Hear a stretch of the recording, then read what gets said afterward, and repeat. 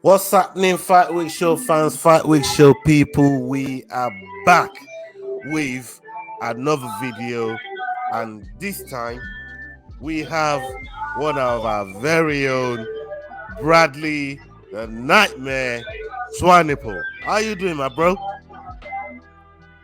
I'm getting to you, man. Thank you for having me. It's always you giving me goosebumps when you call out my name. But it's really good to be back, man. Yeah, man. I mean, it's always an honor when I sit in front of you and talk the fight game with you. But we spoke. We're always keeping in touch. You know, what I mean, we're always speaking behind the scenes, and there's been a lot going on in the MMA world. So you're breaking up there? Yeah, sorry. I said, we're always keeping in touch with you, and we're always talking behind the scenes, and there's been a lot that's been going on in the MMA scene since we last spoke. But before we get into all of that, um, are you there? Can you hear me? Yeah, there we go. I can hear Yeah. you. Right. Before we get into all of that, we haven't really touched base since, obviously, since your last fight with Igel Cabeza. How has Yes. everything? How has the mindset changed, and your pursuit for that title? Is it more hungry more than ever since the last time trying to chase that featherweight belt with Igel Cabeza? How's the mindset changed, and your preparations for getting back in there to try and chase that title? Because I know how much that title means to you. I know how much you put into camp, and I know your dream of carrying that strap. Please tell us. Thank you so much for this opportunity and talking about it. But yeah, these things do happen. It's part of the fight game. Mm, One little slip up, one little loss of concentration and focus. Those things do happen. It really sucks. It's not what I want it to be, and I planned it way different to smother Kabisa and do the best fight ever in my entire life. But yeah. yeah, it didn't turn out the way it did. But one thing is for certain, it showed me a different path now. It showed me that I'm a different fighter after that. Mm, I'm more hungrier than ever. I really want to have another crack at the title. Um, but yeah, it changed my mindset big time because mm, yeah, after 35 fights and no losses, and then the first one came. It was a big pill to swallow, definitely, and yeah. yeah, and a long few months of so analyzing it and restructuring my mindset, restructuring the fighter who I am, and Mm, yeah, it definitely did change me because if you would ask my teammates, mm, I just fought on Saturday, the 4th of March, on a grappling or jiu-jitsu tournament, yep. and yeah, I felt really amazing. Destroyed everybody, and Fantastic. really good. So I feel that I got that flip switch again. I Mm, feel that I am more hungrier now than ever, and yeah, I can't wait for the future. The other thing we're thinking about is because my last two fights, mm, I think you did see with Guide Moyo yep. before Kabisa, Yep. and then I fought Kabisa. The last Mm-hmm. two fights with featherweight was really tough. Really, Yeah. from jumping from 70 to 66 was really Mm, tough to lose. yeah. So it it also took a big toll on me. Mm, Our new mindset, our new approach will be is my first EFC this year will be in a lightweight division, mm. and will be one of the top contenders. And Wow. but yeah, because I'll be moving to lightweight, we'll see if that's. I felt really strong fighting in uh, for 74 kg division in over the weekend. So if Mm, I go to 70 at lightweight, I will feel much more stronger. Of course, everybody's thinking about if with TK Tapiwe coming back to EFC, he will definitely mm. get the belt first. That's our first approach. Yep. Definitely, everybody's been talking about that. But if that doesn't happen and he goes straight to UAE or he goes to UFC, then Mm, I'll be jumping in. But he's yep. first up going for the title. and then I'll be definitely right behind him. As soon as he wins it and he vacates it, then it's my turn. Yeah, man. I really want to have it. We'll see in the future, maybe directly after the lightweight featherweight, but for now in the picture, lightweight is in front of us, and I think it's much more better that way. And then I don't have to suffer that much. I can just focus on the fight and be as strong and intelligent as possible. Yeah, man. Yeah, man. Because I saw you, in fight week leading to that Cabeza fight, and I see how. Yeah. I mean, how you look right now to how you look then. You're completely different. You look so Yes. completely different, and that's what weight cut does to you. Because of course, before you get that chance to rehydrate your body and get your body the right way to go in there, it's a lot of pain and suffering, and 100%. I can't praise you guys enough for putting your bodies through that sort of stuff to entertain people like myself and people around the world. But it's an incredible job that you do, and that's why I'm making my sole mission to get your voices out there, to get your voices out there to the people, because of the sacrifices that you guys put down and the 100%. sacrifices you make. How is TK Tapiwa Katikati? How is he doing after that trip to UAE? And how is our favorite coach, Coach Morne?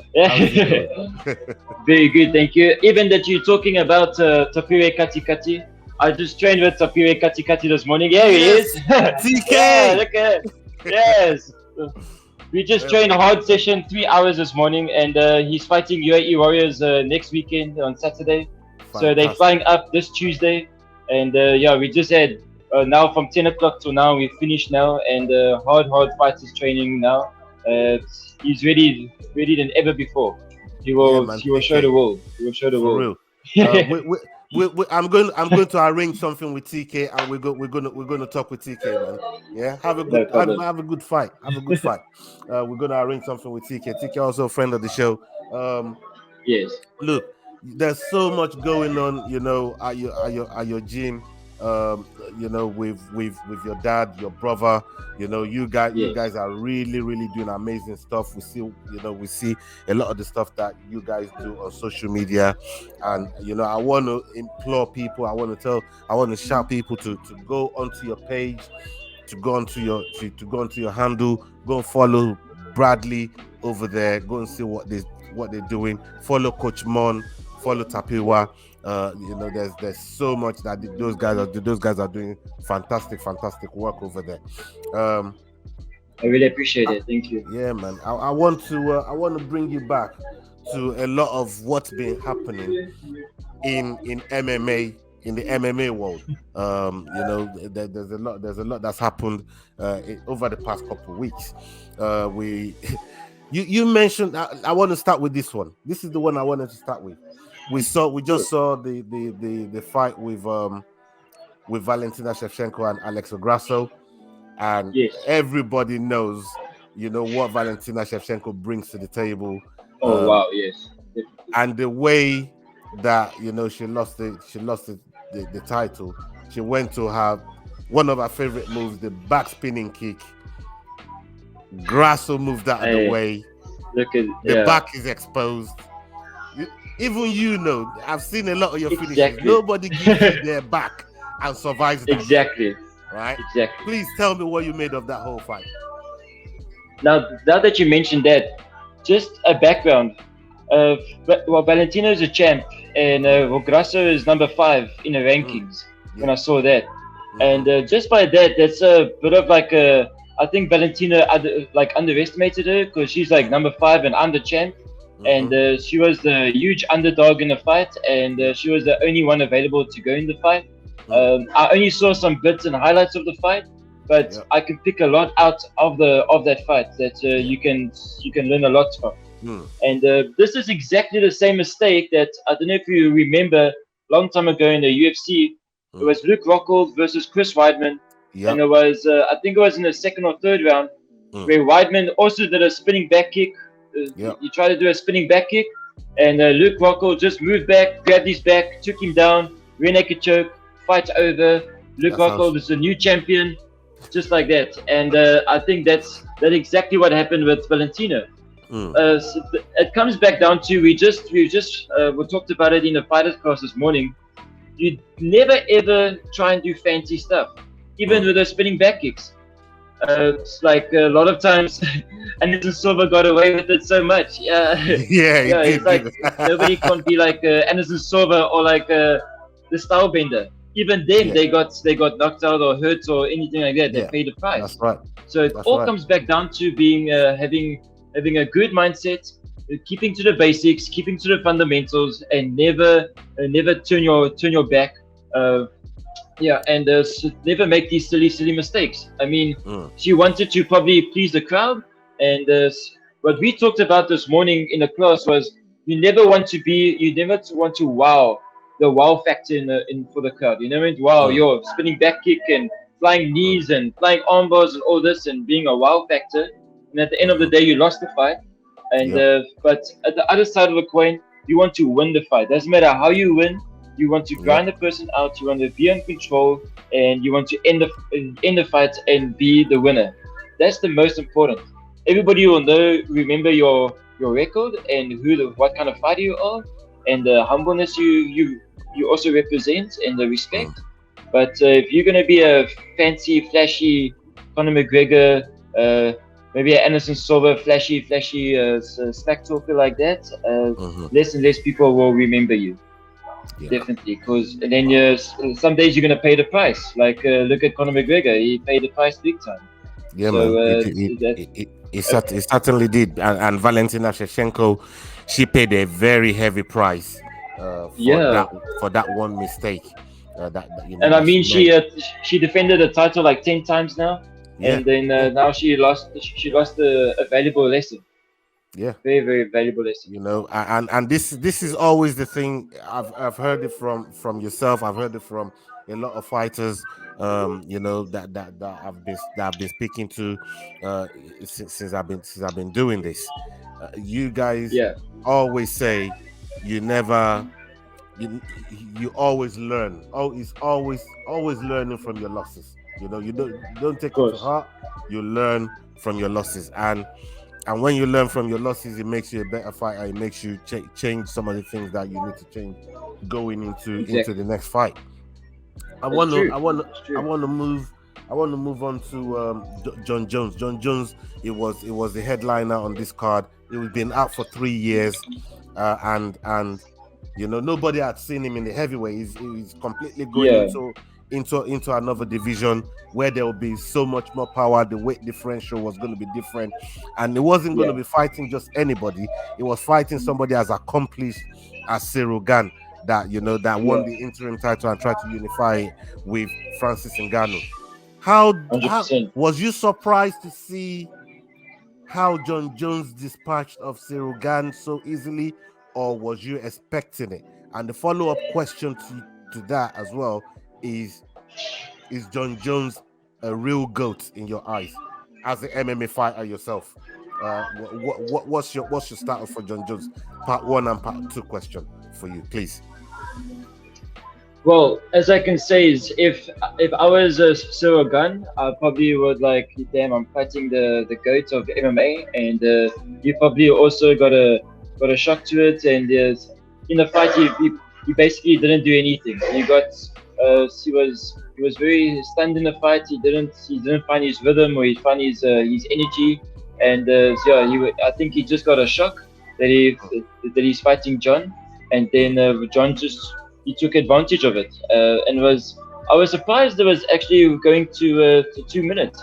And the other side of the flip coin, I would really like to see if John could hold for like 3 rounds, 5 minutes if he was carrying so much weight and being a heavyweight. Exactly. But I know for 3 years you conditioned yourself and getting ready for having your body in a 250-pound division and picking up so much weight, and to condition yourself and to fight so many rounds with that body weight. It's tough.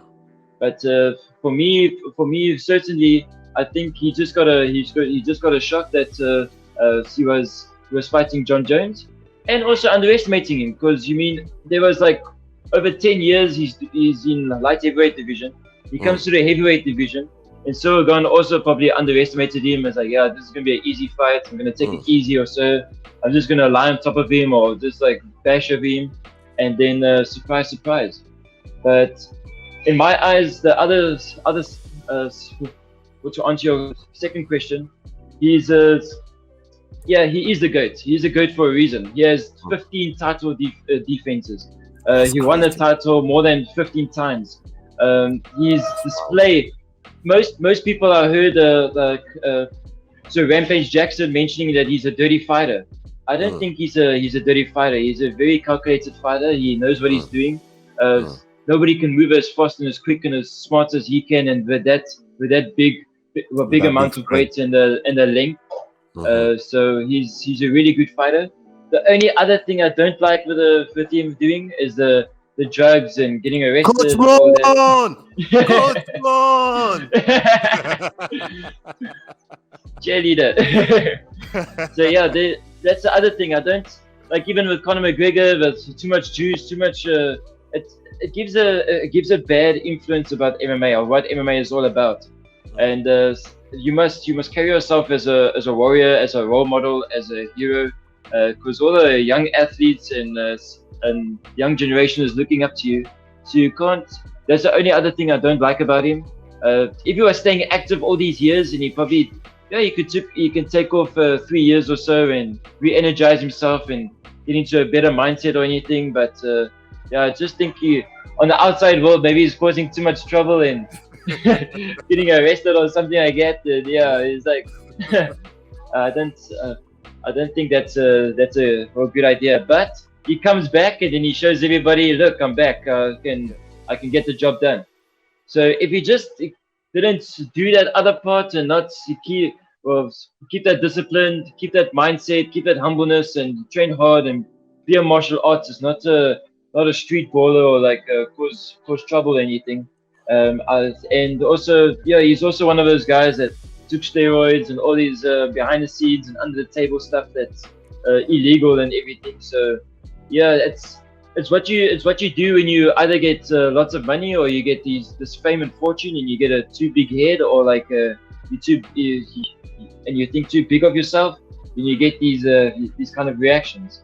So I would think he is one of the GOATs. But unfortunately not in my list. My list is Randy Couture, GSP, Damien Mayer. Those are my GOATs, and my dad. That's my GOATs. But for John Jones, I respect him for. I mean, the guy's tough. 16 title defenses, and wow, that speaks volumes. That speaks volumes. Fantastic. Before, because I see the time running, that I got so excited when I saw your dad there just now. Coach Morne. I love that guy, man. I mean, I just see what he's doing on the MMA is incredible, and to be so consistent in what he does. One day, we'll like to get him on and talk to him privately and get his side from his perspective. Yes. And how he sees the fight. But I know he's a very busy guy because he got shitload of students. So one time we're gonna try and find when he's got 15-20 minutes spare, we can try and talk to him and really I think really get that side of him. I think the best time will be is if you can message him next week. He will be in Abu Dhabi, and you'll be in some of his off time will be in the hotel. So I think that will be a good time for you to maybe reach out to my dad, and he can talk to you when he's next week in Abu Dhabi. Yeah, man. Then you can have a talk to him there. Yeah, man. We'll try and line that up, man. We'll try and line that up. The other thing that I wanted to talk to you about was your countrymen that fought on the John Jones and Shevchenko card in Dricus, Plessis and Cameron Saaiman. Those guys, they're carrying the flag for South Africa. They're making South Africa proud on the big scene. Both of them have been on the same card now, back to back. And they've gone out there and put on impressive performances. How does it make you feel, and how proud are you watching these guys, paving the way and really putting on a show and putting South Africa's name really on the world map and letting people recognize that South Africans aren't to be messed with? 100%. That's finally, but so about time that everybody knows about South Africa and that we are a strong country and we can do what we can do, and as soon as we put our minds to it, and the world shouldn't be underestimating us at all. And I'm super proud of them, even if they're not from my team, but the same country. They're doing us really, really proud. There were so many other EFC fighters going there as well. There's the recent ones with Timber Garimbo and all these other guys also going there. But the guys showed a lot of heart, and they're doing really, really well. I hope it's going the way it should be, and hopefully we can get the first South African champ for in the UFC. And it just paves the way big time, because fighters like us over here can also, Dana White can open his eyes and like, wow, I can give more of an opportunity to South Africans, because we have big talent in the country, and it shouldn't be underestimated at all. So it paves the way for the future. It's a bright future for every fighter. As soon as they know they pass the EFC and they want to take it further, they want to cement their legacy even deeper into the martial arts, we can do that because of the help of them. So it's really good. I wouldn't say it's even like any pressure or anything like that, but it's like a doorway open for any fighter that wants to try and get there. It's more of a doorway instead of any pressure kind of thing. So I hope they really go really far, as they should be, and both of them are still young, and they can reach rooftops. Yeah, and I really hope pretty soon we can have a third and fourth South African on the fights as well, on the fight card as well. That'll be fantastic. I really loved it. That'll be fantastic. And I saw your dad, Coach Morne, and Coach Morne Visor from CIT. They took picture together in Abu Dhabi when they went for the UAE, because Jaco du Plessis was over there as well in the 100%. on the UAE. And South Africa, the scene is crazy. The MMA scene and what you guys are doing over there is fantastic, and that's why I'm doing everything I can, at least on my part, and I can only speak for me, to shine the light on what you guys got going on over there, because I still feel like the rest of the world is still sleeping on you guys. I really do. And I want everybody to know that South Africa and you guys, you're a real fighting country. You're a real, and people need to respect it. People really need to open 100%. their eyes and see what the hell's going on over there. And I'm doing my best to try and show people what's going on over there in South Africa. Thank you. Let's talk about South African scene right now. EFC 101 is just recently finished. We'll touch on the main event and the co-main event. Nicholas Wende, flawlessly defending his title, and we saw Adeline, compete with a friend of the show, Miss G.I. Jess Mon Ami. Salute to G.I. Jess. We rock with Jess a lot on this show. From your take and your perspective, tell us what you made of the card, especially the co-main and the main event. Well, I take my hats off to those fighters. Any fighter that steps into the cage is a true warrior, and even like a huge warrior for Ruben de Beer for stepping in there on even short notice. He was supposed to fight Majuba, and then there was I think it was a 2-week notice. Then he changed his fight for the title fight. So it takes a toll on your mindset as well, because all of a sudden you're taking a big leaping step and you're going for the title.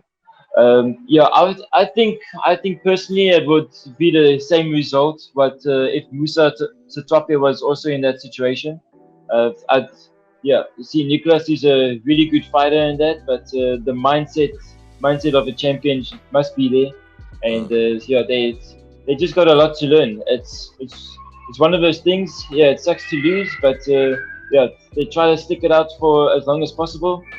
And yeah, both fights didn't even go past the first round, so Yeah. it's tough. It's also a tough call to say.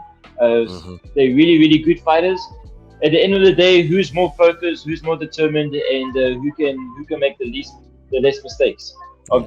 of the night. Yeah. And yeah, I just think first of all with the co-main when Nicholas fought Ruben, it was an overwhelming factor. Ruben was finally fighting for the title or so, Mm. and even with a short notice, I just think he's kind of a fighter for the first minute or two. He takes it slow and then starts building up, and then he can get to work. Mm. Which is on the other hand with Nicholas, he's from the start he gets going. Yeah. So yeah, that quickly got to him, and I think that was the change factor to the fight. Right. But yeah, he's just more young, yeah, so younger and hungrier and Mm. more determined. But Mm. Ruben will be back. Ruben will be back. The other thing was when we talked about the main event for the ladies one, Yeah. Yeah. we got a thing in our gym always. There's a thing called you overtrain, you can't overtrain. There's Uh-huh. overconfidence. There's Uh-huh. everything too much of it. Yeah. Anything too much. It goes to that boundary, and then like that, you either get an adrenaline dump or you get an adrenaline rush. And Yeah. then from that too much overconfidence, over boosting confidence like that, I think just went down to a adrenaline dump, and Mm. then everything flew out the window. Yeah. That was basically a fight like the saying of Mike Tyson: your first punch gets to the face, boom, everything flies out the window. Mm. I think that just happened there, and then everything went haywire they went south just Yeah. like that. And I Mm. think the whole build up to it was also too much Mm. because if you see a record, it's only a third fight and a third fight for Yeah. title fight, so it was Mm. also way too much, like way in the deep end. Yeah. But yeah, well, Junaline was a really good fighter. Showed a lot of heart, showed a lot of passion, Yeah. determination. Showed what a real champ can be. And Mm-hmm. yeah, that's actually we saw now. She's from the UK and she's Yeah. a teammate She's of she Joe Cummins. yeah, She's from she's there. 1 hour away from where I live. Oh wow, look at Yeah. that. Yeah, and Yeah. TK might fight that gym in EFC pretty soon. Maybe Mm. if Joe Cummins defends his title against McKessie or so, and if Joe Cummins wins, then it's against him and TK Yeah, if man. TK takes that That'll fight. be fantastic to see. So That'll be that'll be a fantastic really to good see. fight. Yeah, man. That'll be fantastic to Yeah. see. Your text has been fantastic. You're always generous with us with your time, and please tell us what you got coming up in your whole map for 2023. What does 2023 look like for you? Thank you for that. We do have for now. So we just finished the grappling tournament. What we have next weekend is the UAE Warriors 38. Mm. We have Tapire fighting against a French guy. I don't know his name yet. So there's TK's fight. Then after that we have 2 weeks after that. Oh, sorry. Before I forget, my father is giving a or down the coast 2 hour drive down the coast here from us. It's Richards Bay, giving a three workshops, MMA, Okay. Jiu-Jitsu, and Thai boxing workshops. So we Right. have that this weekend. Next weekend is UAE Warriors. Uh, After that is the 2nd of April, where we have three of our boys making their MMA debuts, amateur debuts. Really strong, hungry, and very young guys want to cement their legacy and also start competing. And then we have June is ours, like another jiu-jitsu tournament. So Mm. there's a lot coming up, and I'm keeping ready. I'm keeping focused. I'm staying hungry and staying ready with the guys. So I'm hoping to as well April, May, even June. The sooner the better. I'm just waiting for that EFC call up, and then I'll also be in the mix as well. Then we can we can do a pro fight as well. Really looking forward to that. But we got a lot coming our way. A lot of workshops, a lot of jiu-jitsu comps, and guys making their debuts from our gyms. So our gym is buzzing. Our gym is buzzing, Yeah. and we influencing the community very, very good, and building our team stronger and stronger. So yeah, so it even helps me as well to get a good, strong, reliable, and committed team. So yeah, going for that bout again. That's great. That's great to hear, man. That's absolutely great to hear. I mean, you've got a lot. You got a lot going on. You're gonna be busy this year. This year looks like, you know, it's gonna come and be, you know, fruitful for you. You know, get a lot of good Yes. results in everything that you know that you put your hands on. And I know you're a very, very dedicated person, and I know you're a dedicated fighter as well, not just person but fighter. And you know, I talk to you all the time. We're always keeping in contact, and you know, you're always Yes. really, really respectful, always really, really, really great to us. And you know, I don't take it for granted. I appreciate you every time. And you've also Thank you. committed to doing the watch along with us for the Leon Edwards and Usman card. So hopefully, fingers crossed, load shedding. You know, we know load shedding is a nightmare. But Yeah. if I Tell me about have it. one, if I have the magic wand and I have Yeah. one wish, I will ban load shedding in South Africa. I'll make sure Thank you. Thank you. every day in South Africa, man. Yeah, It's hopefully. crazy over there, but you know, Yeah. we have to deal with it. We have to adapt with it, and you guys are doing that Yes. fantastically well. So you know, barring load shedding, you're going to be with us for the watch along for the Usman Thank you. and Leon Edwards title fight. But Awesome. you know, Appreciate it. Thank you. you have a lot going on, and I don't want to take too much more of your time. Thank you so much, and you know, up until the next video, people, we're out. Talk soon. Thank you very much. Hey guys, this is John Anik from the UFC. You're watching the Fight Week Show. Please subscribe. Not now, but right now. Subscribe to the Fight Week Show. We'll see you guys on the road soon.